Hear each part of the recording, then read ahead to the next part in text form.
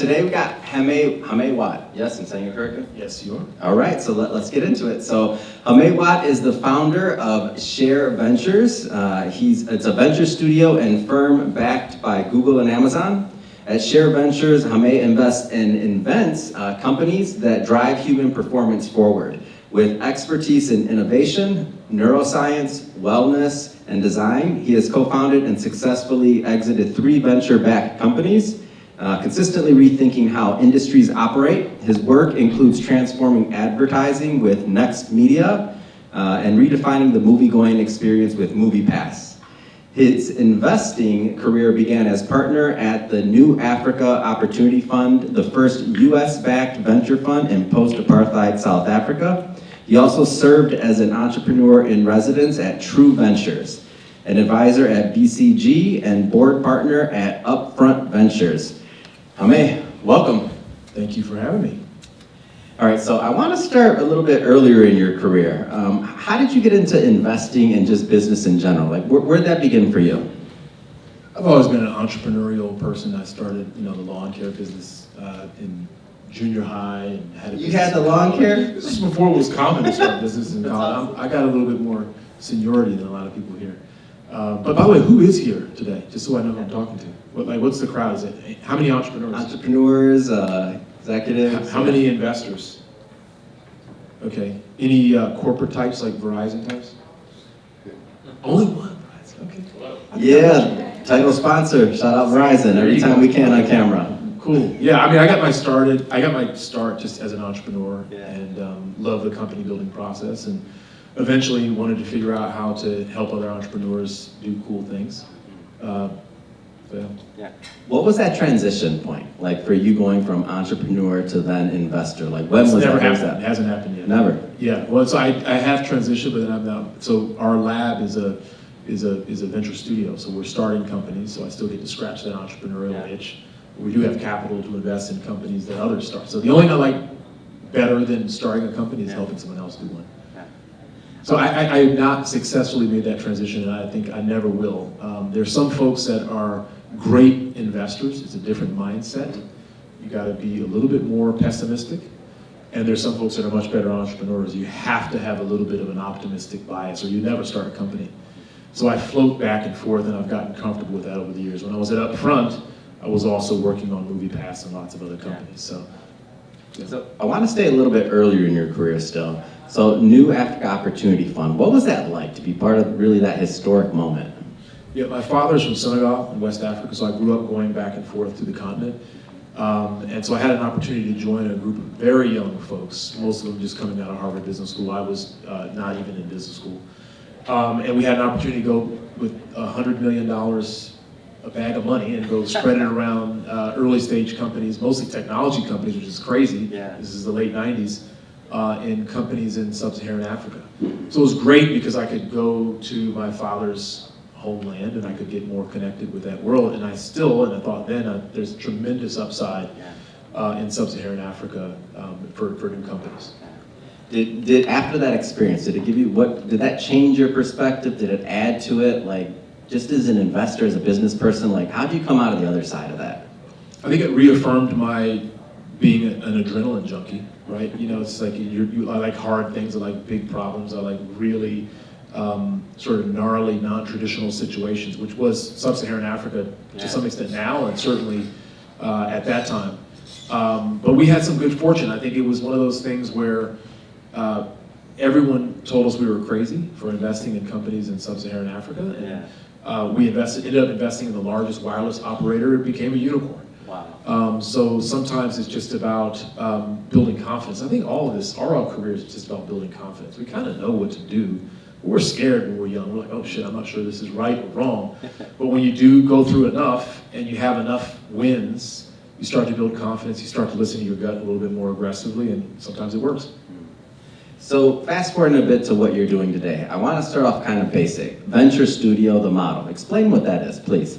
Yeah, venture studio is the term of art, I think, that has taken hold, but I don't love it as a term, especially living in LA, because when I say I'm in a venture studio, there's, oh, you're doing another movie studio, which is not what we're doing. I like calling it a lab or a foundry.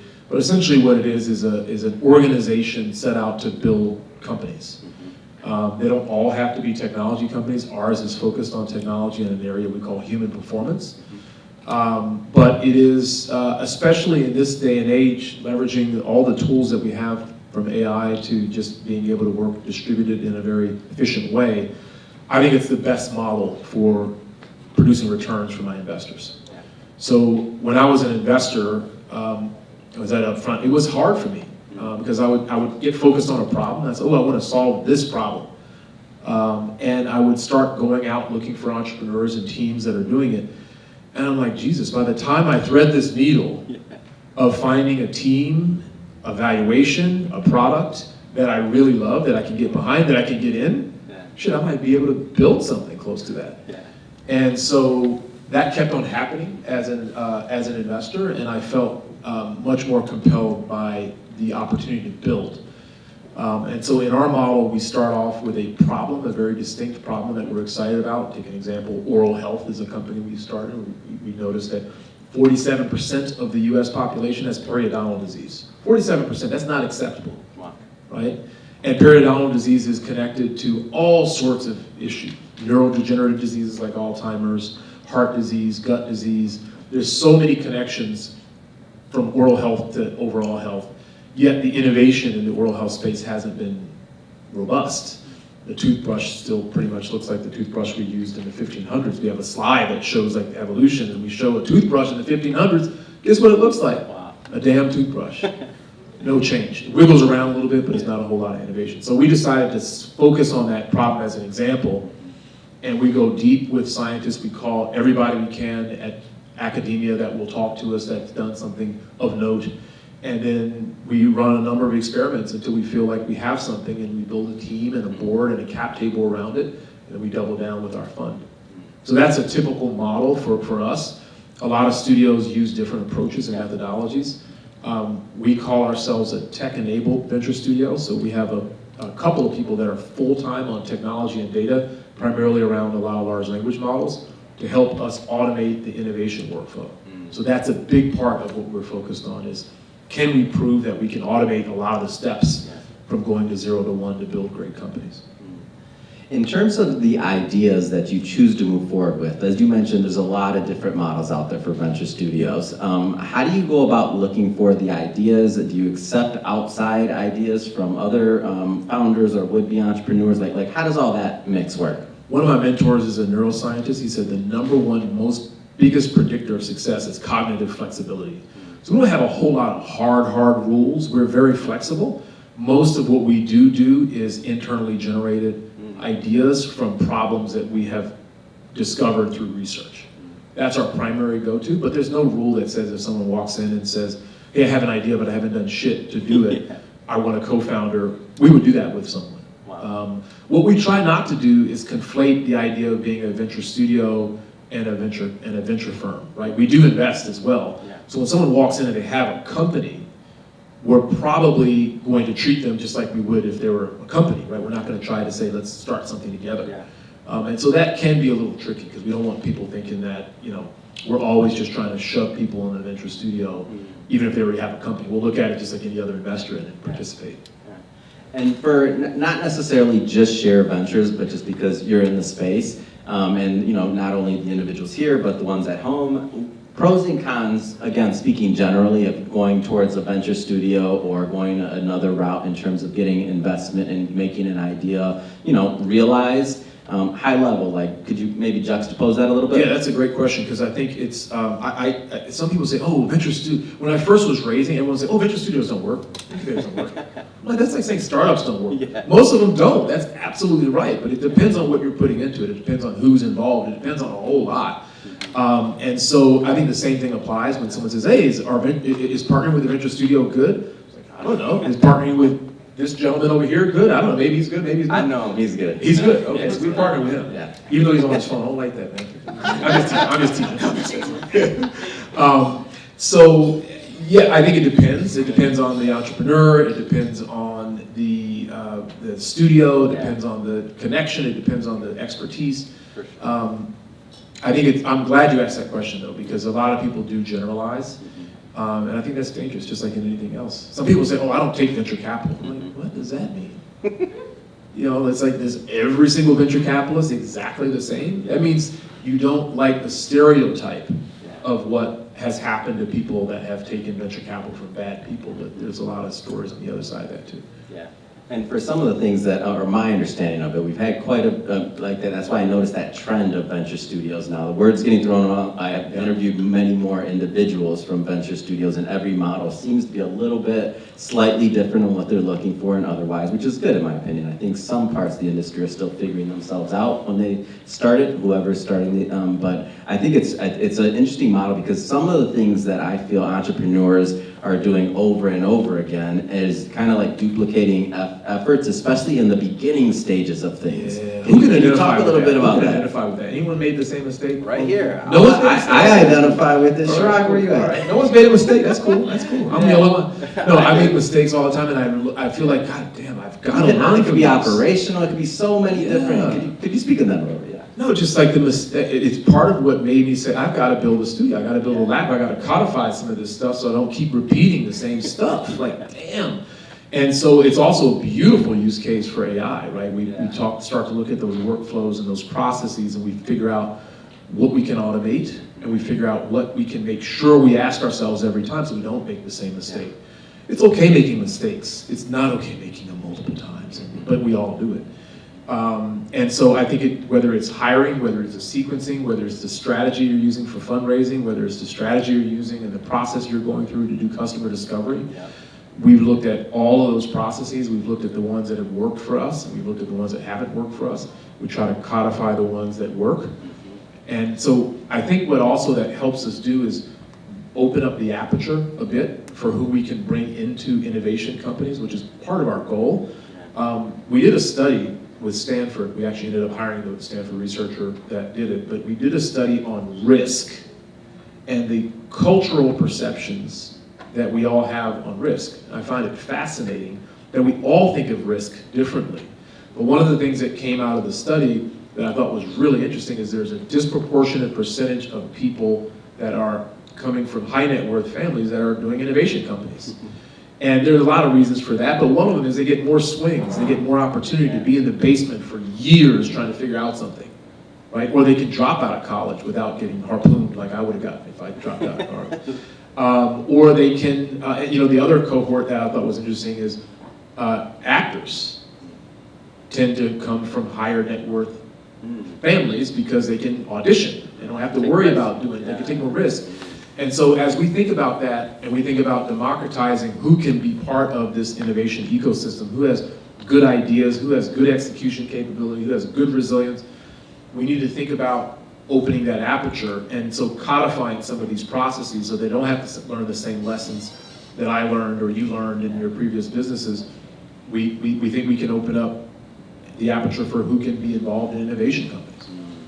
And it seems like, just taking it one layer deeper, and correct me if I'm off on this, like the cost. So the cost of some of the systems that are built and otherwise, whether it's training the AI or even just at the basic levels, human resources, other things like that you already have maybe in place. Like, can you talk about that? Like, have you noticed the cost or anything like that? Is there a difference? Yeah, the cost is going, you mean the cost in terms of building the business, the whole thing. Yeah, this is like the most fun I've ever had in my career. I'm sure others feel the same way. It's just extraordinary what is possible. I'm sure folks have talked or heard about Sam Altman talking about the 10-person unicorn and even the 1-person unicorn, and he believes it's going to happen in our time. So we're pretty intent on being having one or two of those that look like that. It's extraordinary what I think is possible, and I think people are fundamentally even underestimating what is possible in terms of what can be built with some of these tools. So I don't want to sound like I'm just promoting the venture studio model, but it just feels, I feel so grateful that even before, in my first deck, when I hadn't raised any money into our first vehicle, I had an AI model on our team slide. And my mentor, who is this wonderful woman who's probably the most prolific fund of funds investor, she's invested in all these major funds. She was like, Hamet, take that off of your deck. Stop being gimmicky, like take it off. So I took it off, but like it was in my mind even before these models were as prolific as they are now.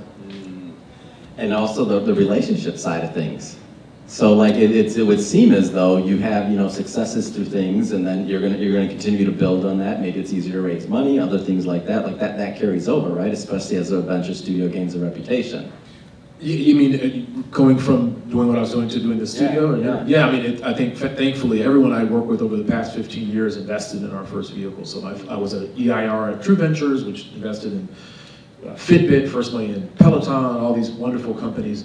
Those founders invested upfront, whereas was at the time the largest venture firm here in LA. They actually anchored the vehicle.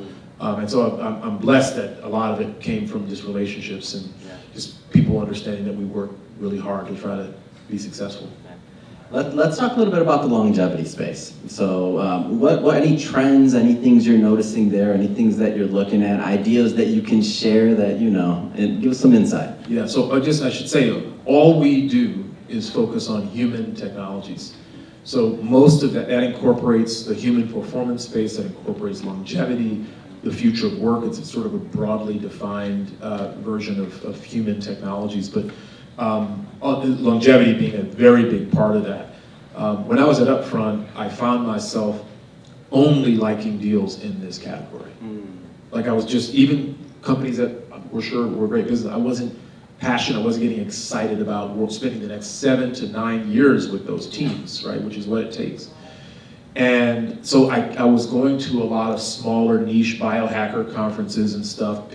A friend of mine, Nicole Bradford, had one called TransTech, which was kind of before its time, but all the biohackers would show up. All the neuroscientists, all the Navy SEALs that were hacking on the body, everyone would come to this. And they were all science projects, but they were incredible. And I was like, okay, this is aligning, because most of these technologies are not yet investable, but with the right product and with the right company building capacity, there's going to be a lot of great deals that will come from this. When I was at Upfront, I tried to invest in Aura. I brought the team from Finland, and at the time they had I'm married, by the way, but I'm charging my Aura ring. So it had a bump on it, so it looked like one of those lollipop type deals. Yeah. And my partner's like, come on, man, this is ridiculous. Come on. No one cares about sleep. No dudes are going to wear rings, but it's targeting dudes. Like, they had very good reasons why not do it. I was like, oh, this is the one. I love it. And I was like, it's going to get smaller, trust me. So I couldn't do it. I couldn't get my partners excited about it, and probably for good reason at that time. But I just felt like, gosh, these are the categories I want to spend time in. These are the types of founders that I want to work with. These are the kind of products I want to build. And so when I look at the problems to be solved, whether it's the oral health problem, as I spoke to, or any of the other ones, loneliness, relationships, we're looking at, we're going deep into behavior change. I think you mentioned that in your talk. We're doing a lot of tests around behavior change. I take the optimistic case for AI. Thank God there are people worried about AI taking over the world. There are plenty of people doing that. Regulation, all that stuff. I shouldn't say I could care less. I very much care about it, but I spend zero time on that. I would support people that are doing that, but I spend my time on the optimistic case. Every kid having a tutor, everyone having a coach, everyone having healthcare, precision healthcare, being able to solve and solve for diseases that would have taken 18 years now can be addressed in 18 months. Targeting things like weight loss, targeting things like neurodegenerative disease. But we're less likely to be focused on biotech. We will do some biotech, we'll do some devices, but that's not really where I have a lot of expertise, so I'll probably end up following people on that. Where we'll lead are things in the area of behavior change, health, and wellness. All right, so this is my last question, then I'll open up to the audience for some questions too, so just throwing that out there. I know primarily you mentioned that you're building the companies internally in terms of like ideas and deal flow, like that's internal, but for the founders that you do choose to work with, what do you look for in a founder? Yeah, and we have roughly half that comes from our own incubations where we build those teams, and then we do invest in external companies as well out of our fund, right? And we're looking for a number of things. We're looking for kind of we call it like the yin and yang. It kind of reflects our own value system. Super ambition coupled with humility. right? And those two things have to go hand in hand. Surprisingly, it's harder to find than you would think.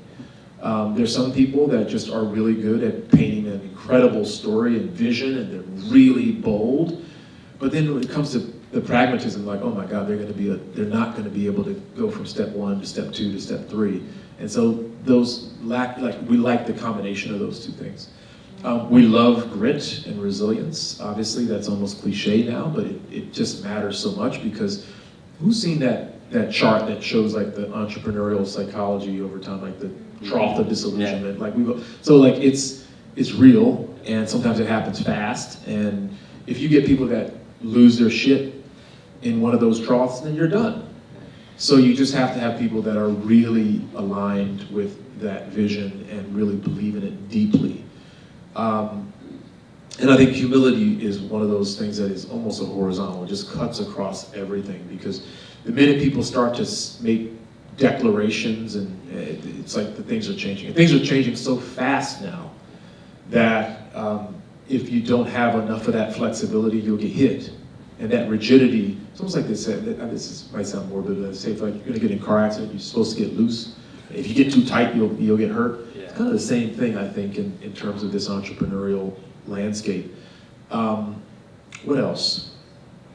I think a general self-awareness, I think, is also one of those things that we really look at, so that they know what they can do well and what they can't do well, so they can think thoughtfully around how they need to build out the team. Yeah, it's good. All right, let's open up for a couple questions. Hold on, right here. What is one of the ventures you're building out right now that you're most excited about? Well, I mentioned the oral health one because we did announce that. We just announced, it's called Pheno. If you go to feno.co, you'll see it. It's a reimagination of the toothbrush and the whole oral health stack.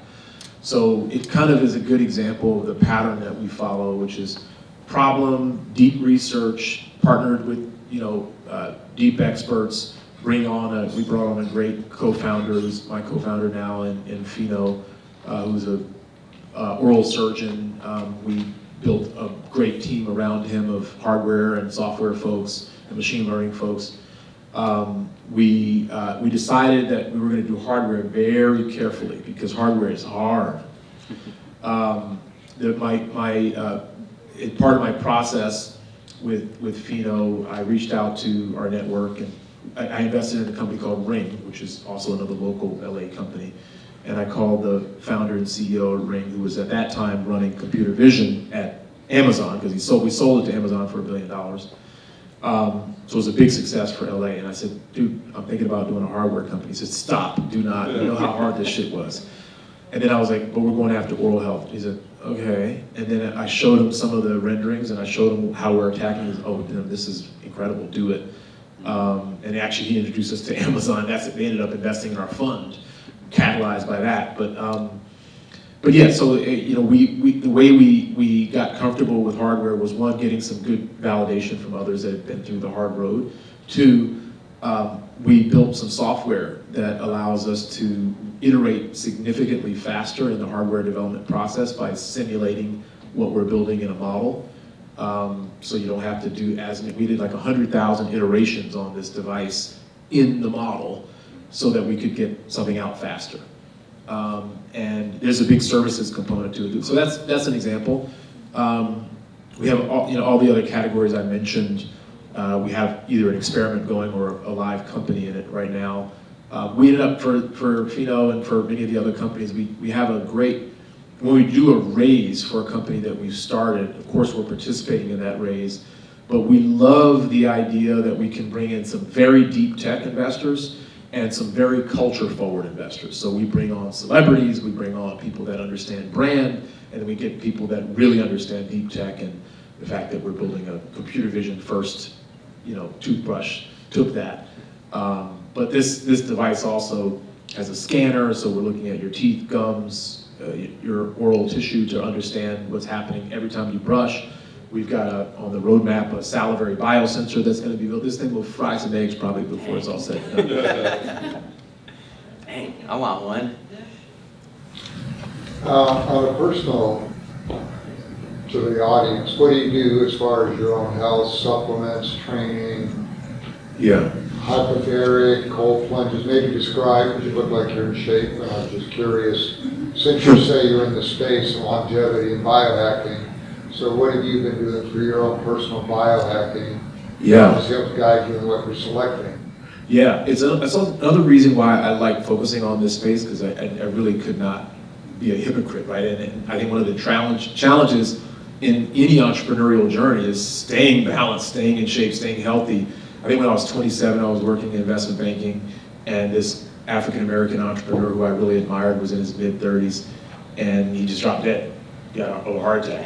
And I was working on my like 18th hour, behind a model or something, and I was like, shit, I need to check this, because what's the point if you're done? That's so for me, I stay active. I'm measured out. I've got all my labs. Pescatarian, but so I'm off of all dairy, all meat, except for fish.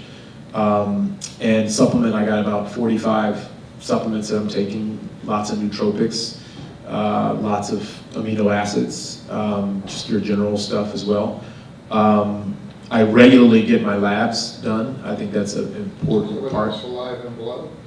Say again? Saliva and blood, what are your labs? Really just blood right now. We're working on saliva, but that's not part of my regular routine. But I think I get my sunlight. I probably do sauna 2 days a week. I'm trying to get that up. And I'm doing cold. I usually was doing cold in my house. I have a pool in it, but it's cold, but it's not cold enough now. So now I'm just doing the cold shower stuff. I don't have a cold plunge at the house yet. Massage, therapy, acupuncture, any of that? I do massage periodically. I'm recovering from a knee injury, so I do the Normatec stuff for circulation. I have all the different massage devices that I use as well. Any topicals, pain management? No topicals. Creatine I love. That's not, I think that's my favorite supplement these days, sir. Oh, I just had some. It was delicious. Is that yours? Okay, cool. I'd love to learn more about it. All right, we have time for about one more. Thank you for sharing your story. Can you walk us through a little more about at what point do you, in the venture studio model, decide, okay, this idea doesn't work? Like, how much money and time do you put into something? Yeah. And what's your decision-making process to know, okay, great experiment, cost us X, and now we didn't get the results we wanted, so we're... Yeah, we have When do you quit? Yeah, it's a great question, and we've actually been playing around with the language we use, because I think one of the things I always felt like, especially, most of these things by definition will not work, right? Most of these experiments won't work. But how do you keep a team motivated and engaged and this failed? So we're trying to use language like recycling. So we recycle, we call it sustainable innovation. So we recycle a lot of the components that we build no matter what, and that gives the people that have been working on it a sense of, okay, it's not wasted time, right? Because it's always something that's of value. And we have a framework that helps us understand our methodology and a signal that we need in order to progress something. And if we don't get to that place, we'll do one of a few things. We'll either stop altogether and recycle the parts and think about how those could be relevant to other businesses that we're working on. We will put it in a pause mode, because sometimes it's timing and not making sure we haven't found the right team, but we can't say it's there's nothing there. And then sometimes we, and we haven't done this yet, but there are going to be times where we might just sell, right? We might just feel like, okay, there's someone else here that feels like they could take it further. Maybe we can offload it. We haven't done that, but that's part of what we theoretically could do. Do you have a dollar amount that you kind of use as a baseline? Like, okay, we'll put in $250K into this and get it as far as we can and see at that point. Yes, we have stage gates, and our stage gates are so explore, where we don't even have a name or we don't have an idea. We just say we're looking at mental health or oral health, right? If there's problems there, we're excited about. The next one is generate, where we're generating lots of ideas. The next one is validate, where we're spending lots of time in the market trying to actually validate various pieces, including whether or not we can build a team, by the way, which is one of the things that we initially underestimated. You might have great signal and everything, but it's like, oh God, to hire 6 computer vision engineers is going to be about 9 months, and it's going to cost a lot. So that's the bad signal. So we learned that in some cases the hard way. In terms of the dollar amount, it has varied, but in each stage gate, we have a rough thought around how much we should spend. And we look at the entire allocation, right? So if I spend a percentage of my time on one of the ventures, which I do, and all, then that, whatever percentage of my salary is part of that. So we're making sure we have a very holistic view on what we're investing quantitatively for each one. Anything you can share in terms of like, what's a number that you have that you spend on that phase, those phases? I would say roughly to get to a place to where we can have either something that's a self-sustaining or attractive to, say, a seed stage investor, it's roughly $750,000, maybe even $1 million. And we're talking about you do a proper seed round. Okay. Yeah. That's kind of pre-seed then. Yeah, in some ways it's pre-seed, yeah. All right, Hamet, thank you for coming. Thank you. Thank you for, let's give it up for. Nice to meet you, everybody.